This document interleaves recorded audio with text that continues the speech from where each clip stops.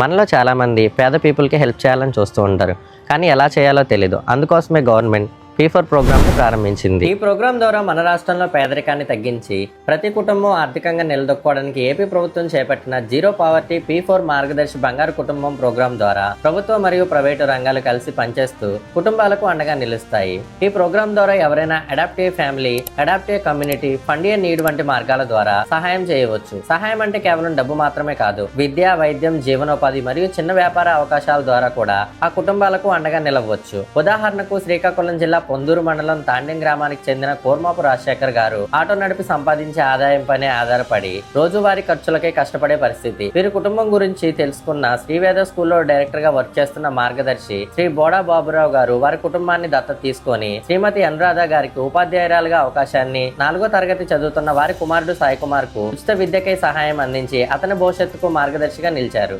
మనం చేసే చిన్న సహాయం మన రాష్ట్రంలో పేదరికాన్ని పారద్రోలేందుకు ఎంతో ఉపయోగపడుతుంది. మీరు కూడా ఇలాంటి సహాయం చేయాలనే ఉద్దేశం ఉంటే ఈ వీడియోని ఇప్పుడే షేర్ చేసి ఈ ప్రోగ్రామ్ గురించి మరిన్ని వివరాల కోసం కింద డిస్క్రిప్షన్ లో ఉన్న లింక్ ని క్లిక్ చేయండి. జీరో పావర్టీ P4 మార్గదర్శి బంగారు కుటుంబం ప్రోగ్రామ్ లో మీరు కూడా ఒక మంచి మార్గదర్శి అవ్వండి.